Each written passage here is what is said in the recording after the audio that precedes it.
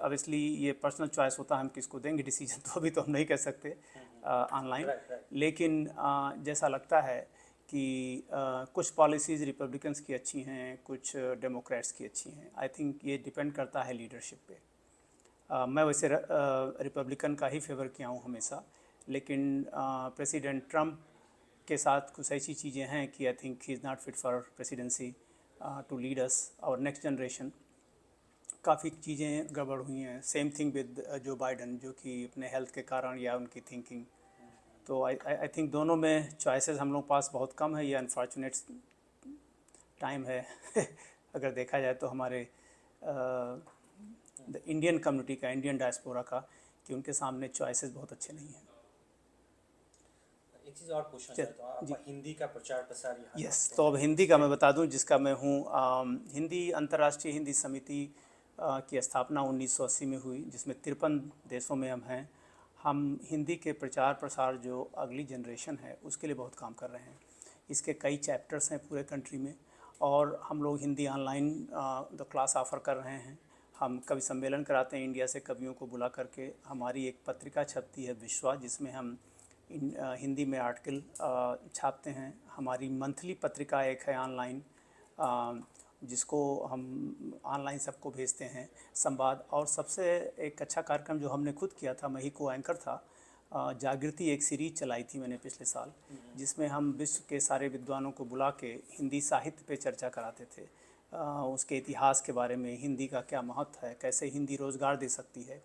कई बातों पे हम लोगों ने बहुत काम किया है यहाँ पे। और जो यहाँ की नई जनरेशन है, नेक्स्ट जनरेशन, जिसके लिए हम अभी भी काम करते हैं। पिछले साल हमको बताते हुए बहुत खुशी हो रही कि हमने इंटरनेशनल कन्वेंशन कार्मल में ही किया था, जिसमें से विदेशों से काफ़ी लोग आए थे।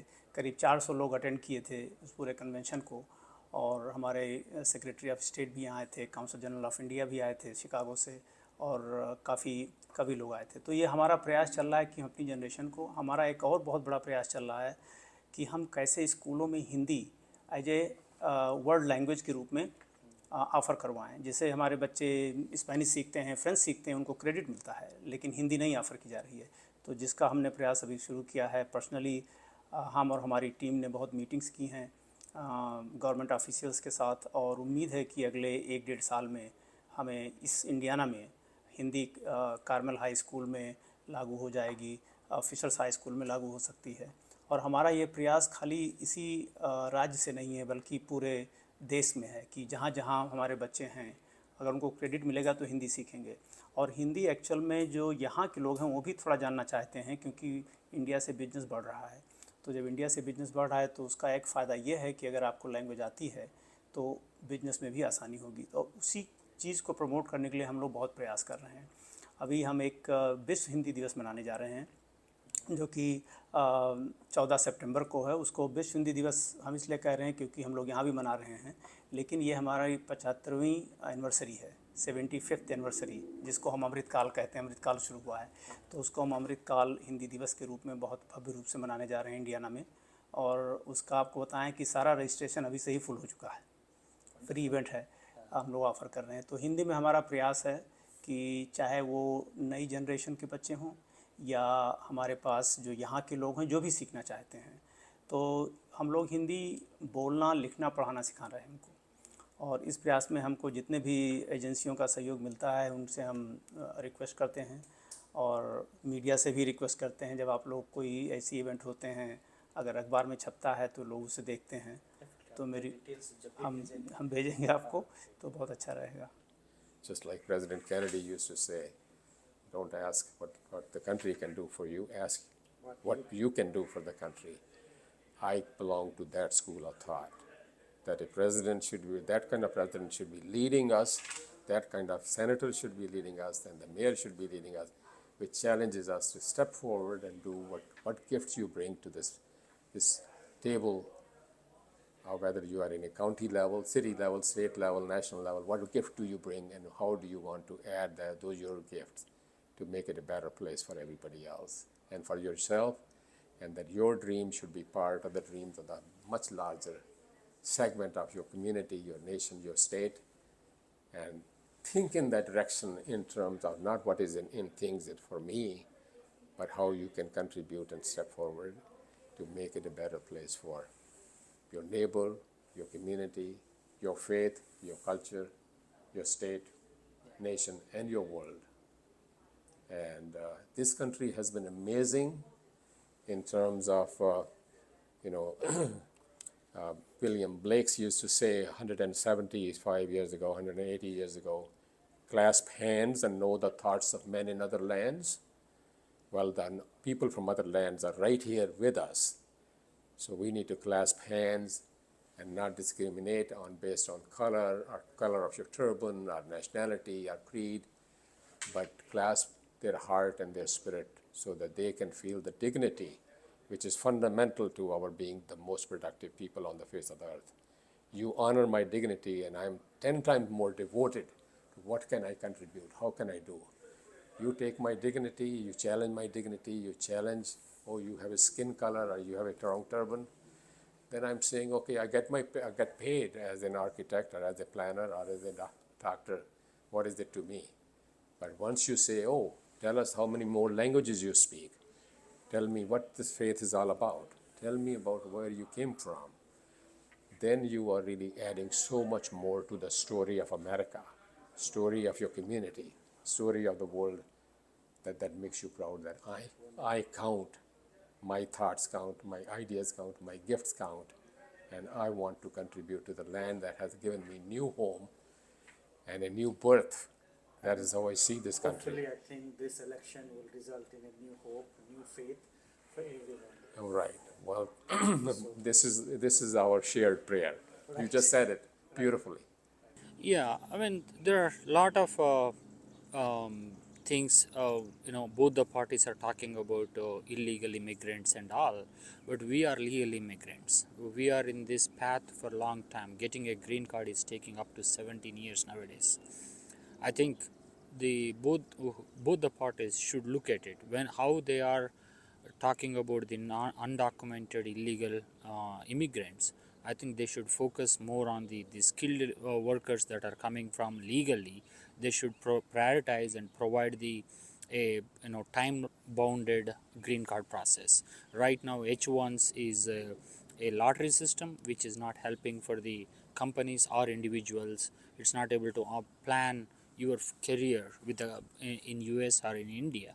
I think that should be rectified, make it more efficient for the people who are coming in. We have two candidates right now, Biden and Trump. How do the committee sees them, the two candidates as? Well, I mean, both. I look at both of them are good candidates, but we need a better candidates in the ballot. Right now, one is not able to perform things the way a president, one of the most powerful position in the world, he is not able to perform what he is supposed to. The other one needs to be more action than what he talks. I think he should be more sophisticated in soft skill and inclusive politics for him. But I think if there is a better candidate, I would go for the other one. Right now we have only two. What kind of candidates you like to have? The candidates is more progressive. They should lead the world. America is the known for powerful country in the world. I mean, by having these type of presidents, I think you will diminish the popularity of the country, and they are not able to influence the world. Example, the wars happening around it, they have very nominal or one-sided. I think the US president should be young, dynamic, talented, and more influential around the world. Went to China to do things. They opened the doors. China has done a good job, but now China is not doing very well with US relations. So US needs to have a strong partner producing, manufacturing, research and development, innovation, supply chain that can improve the trade between US and India. Recently, Apple has started manufacturing in India. That's a big deal. That's going to take. Only way you can cut China for anything is India. How, in what way you think India and US can, what kind of trade deal you want between the two countries? Huge. You name anything: aerospace, defense, agriculture, manufacturing, automotives, electric vehicles, you name sustainability, you may name workforce. Workforce is one of the, I mean, we surpassed China. India is surpassed China in the population. India is the largest workforce development in the world. I'm glad Trump proposed stapling green card to the master's degree. That's a huge deal, huge deal. How do we keep this talent in the United States from India who are coming here for masters or bachelors or PhDs? US is struggling with the workforce development. I heard we have 185,000 math science teacher shortage. We have 1 million shortage for healthcare professionals, including doctors, nurses, CNAs, and many healthcare professionals. We need to fill up those things. Only India can supply that, because India education, English is good. They can speak good English. They don't need another education to another language to learn from any other countries. But most important, India has the resources to manufacture automotive parts and biomedical, life sciences, pharmaceutical hub. And we are the largest vaccine producer in the world for any country. They can do that. And US and India needs to work together to help other countries about especially providing vaccination around the world. We have to eradicate.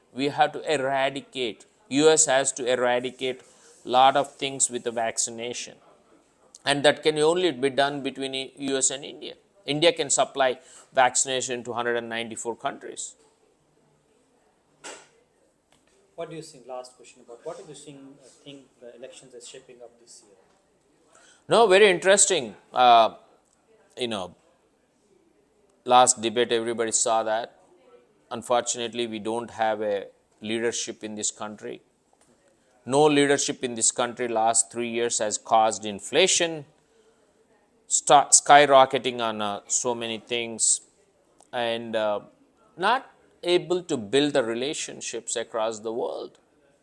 The president is not able to do his job. President Biden is a good guy who was the youngest senator ever elected in the history of United States at 28 years. And he is the also oldest president in the history at 82. He should quit. He should stop. He was the youngest senator to become oldest president. That shows how many years he is on the payroll of government, US payroll. And now it's a time for younger generation. Trump has a strong policies that helps to build strong economy for our next generation. We have to worry about our next generation, not only our next generation who are born here are US citizens like my son, but more important is the students who are coming here. 250,000 students who came here in the last 3 years. They don't have job opportunities. This is a land of opportunities. If we don't provide the land of opportunities for the next generation, there is no other country can provide that. It's very important that we create the jobs, we create the economy for the world.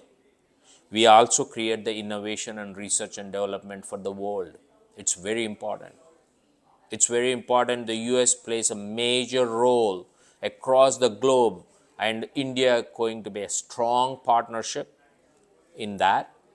India has a very strong opportunity to become a trillions of dollars economy to grow in India as well. But most important is immigration.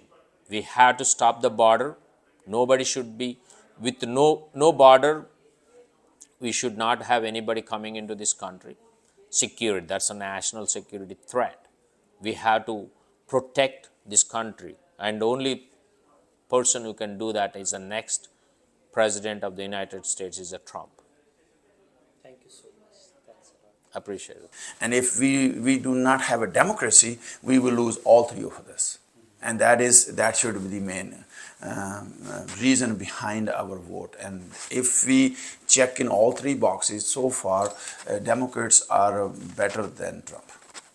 Has the debate, the first presidential debate, which was in Atlanta last month, changed your view in which way you will be voting? No, I will be voting for Democrats, even though I prefer that Biden should move on and he should step away and have some other candidate. Democrats has a lot of good candidates. They are young and energetic, and they have vision. So my humble request is that to my fellow Indians that whatever possible, wherever they are, they should try to send a message to Democrat Party that they need to change the candidate. Hello, my name is Jitendra Sundari. I'm a long-term resident of Carmel, Indiana. Been living in Indianapolis area since 1995. I've seen the explosion of the community since the time we have arrived here, along with its challenges also. I think 2 or 3 different challenges primarily faced by Indian American community is one, this backlog of visa issues. I think that is impacting families, that impacting some of the people we know around here, where they ended up going back to India or difficulty finding time to process their visas. That's one I think I see as an issue.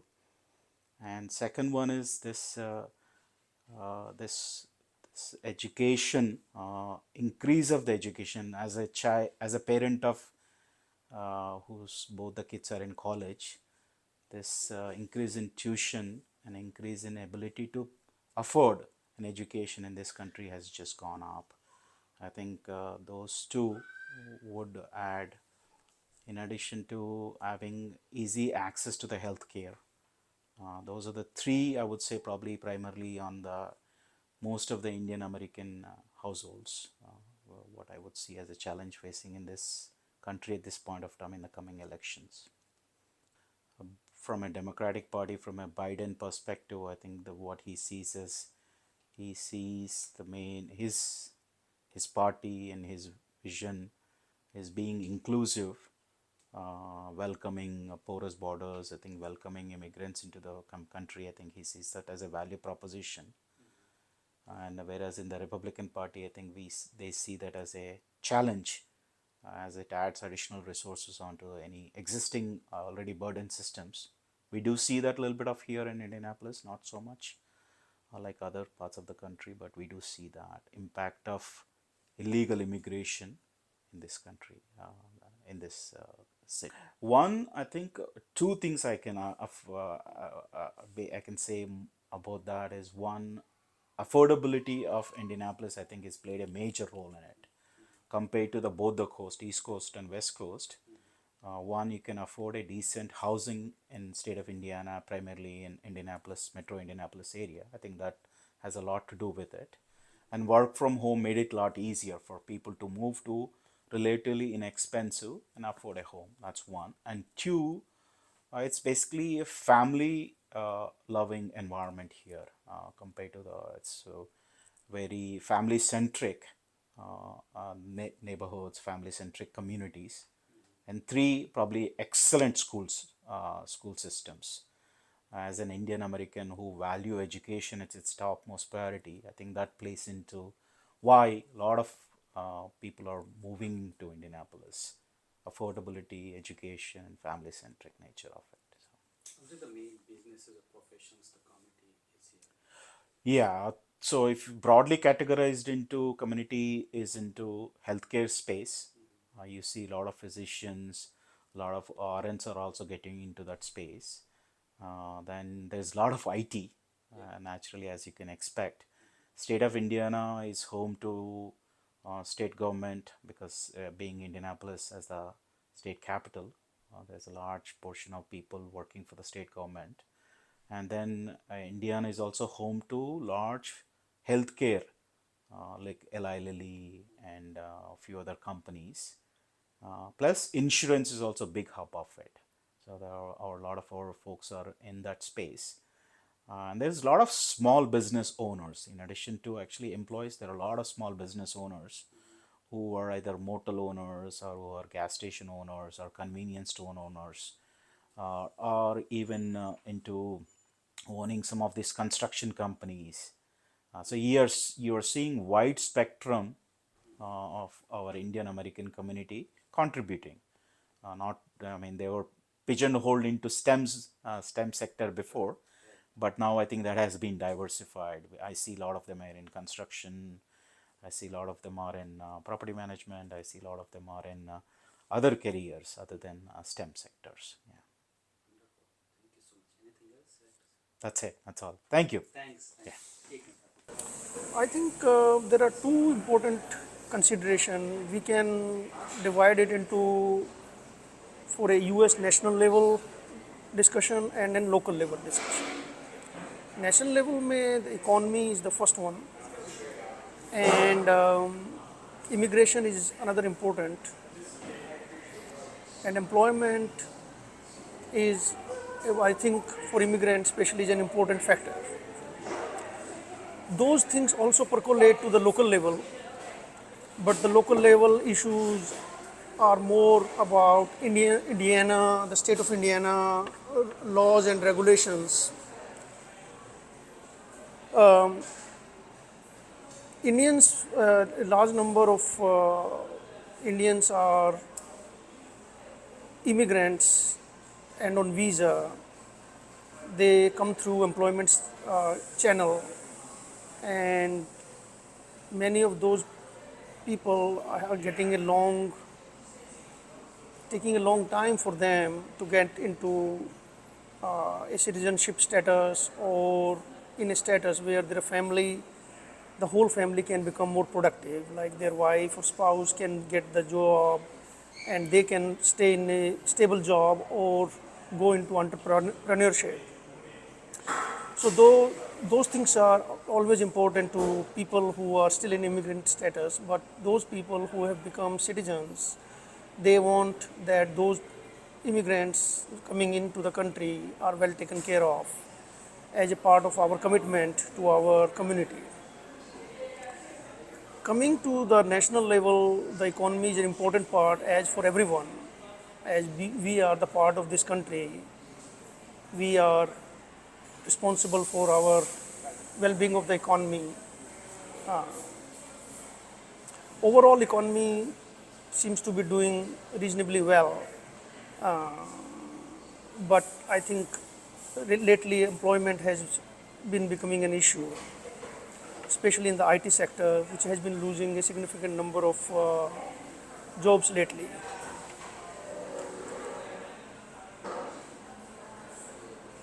For the local level, I think those similar factors are important for the local levels also, although immigration is not a local level factor. Education and I think state providing some assistance to people who want to go into entrepreneurship, start their own business, some funding, easy funding to those people, easy access to the funding to those people can be a big help to our own community plus other communities as well. The association has been formed by a group of individuals, a group of 12 to 13 people in way back in 1967.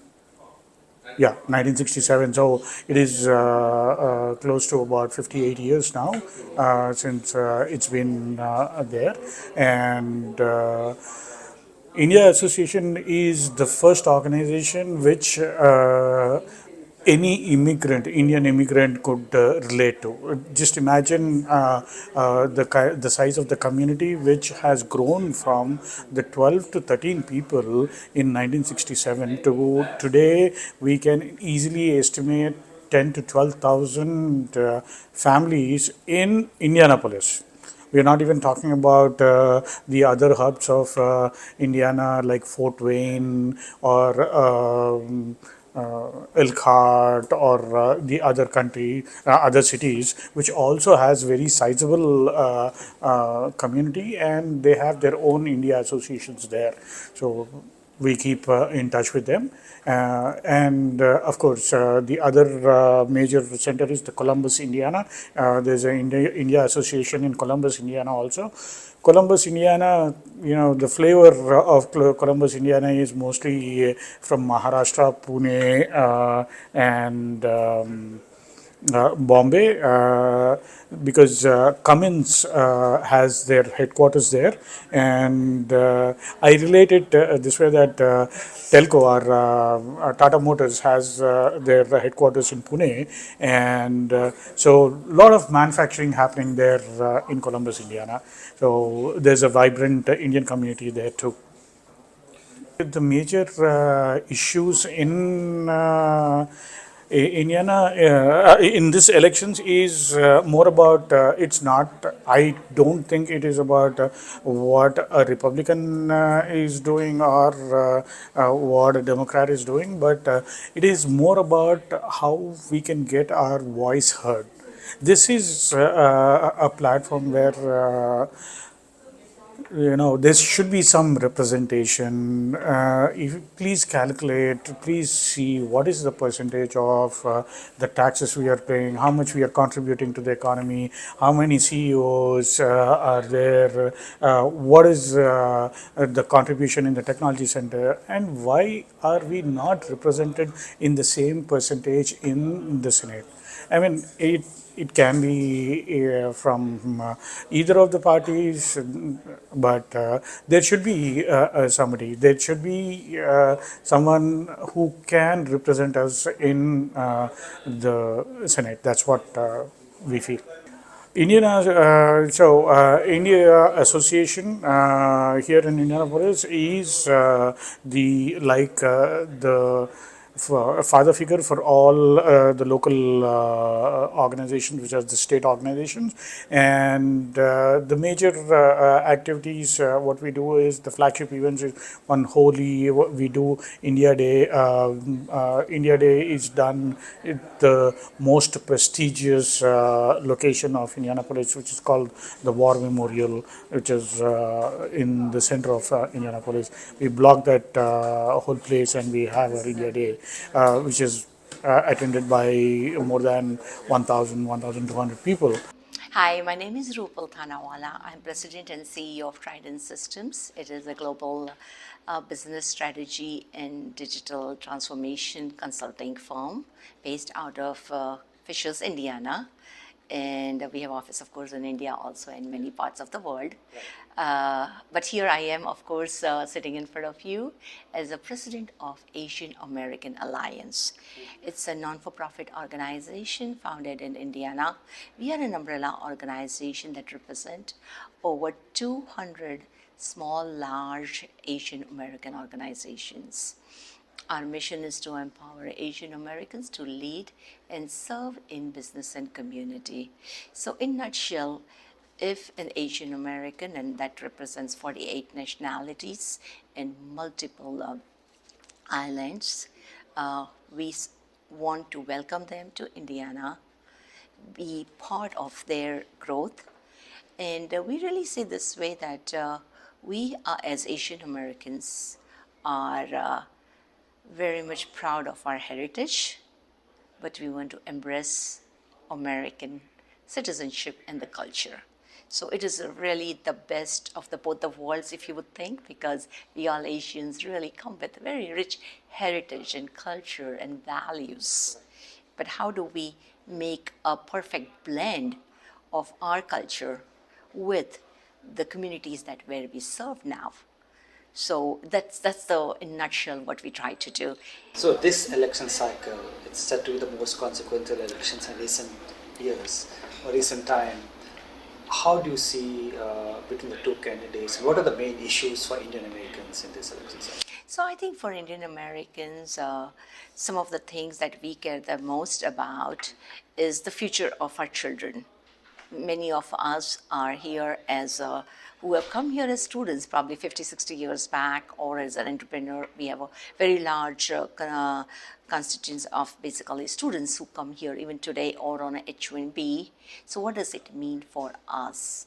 But at the same time, on a flip side, as a mom of an army soldier, my son just is a second lieutenant in U.S. military, U.S. Army. We are also worried about what happens to our second generation, or third generation Asian Americans. So I think the rights of equality and equity is very much, I think, on my mind. I know in this community for many, many years, African Americans and Latinos have been very vocal about their rights. I think it is time when we, as American citizens, we have been always overlooked and I guess not given the attention that we deserve, how we can actually rise and also get our rights, basically, we have been heard because we have been not really that vocal. And that's what Asian American Alliance does very, we are in forefront of those kind of movements. I'm not, even though I am from India, I don't like the people coming here without the visa. That's illegally. Yeah, the lot of companies want illegal immigrants because they can get cheap labor, Right. which I am against, especially with the rise in prices. It's not easy to live with low income. The other one I care about is the health care. I think the health care in this country is going down. That's my personal opinion.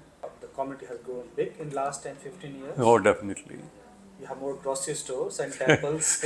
More Indian restaurants. Today there is one opening, Okay, which restaurant is there? Sapphire. Sapphire. Okay. I have not heard about it. I think it's a franchise. Okay. So within the last few months, 3 restaurants opened. Okay. One is Deshi Bazaar. Desi Bazaar, I heard about it. Yeah.